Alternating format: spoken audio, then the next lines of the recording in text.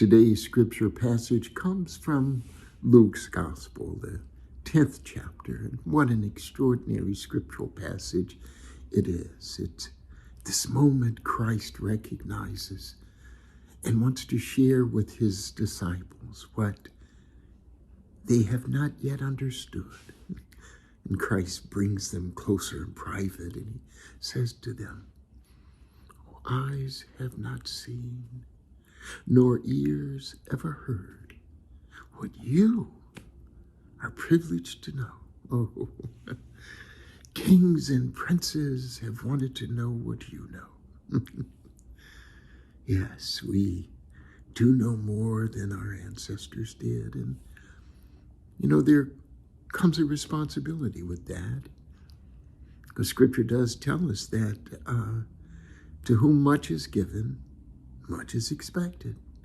And during this time of Advent, it is vital that we recognize this time of getting ready, this time of making certain that we have got all of our scriptural house in order.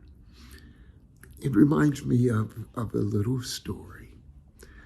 Some years ago, I must admit, quite a few years ago, 40 years ago, I ran in a marathon, 26 miles and 0.2 of a mile, and 26.2.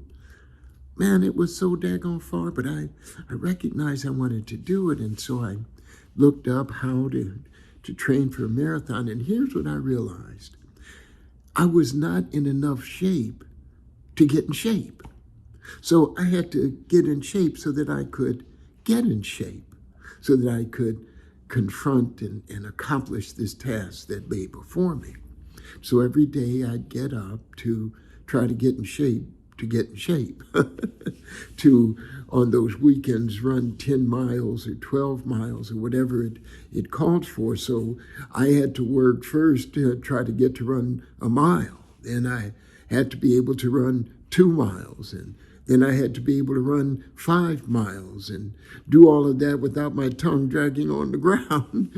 But eventually I got to the point where when I was in enough shape to begin to get in shape. That's what Advent's all about. Are you ready to get ready? You see, our whole idea, the whole thought about Advent is to get ready so we can get ready. Our whole life is about getting ready to get ready. We have to prepare ourselves so that we can understand what God has called us, that says we have heard and seen what others have not heard nor seen.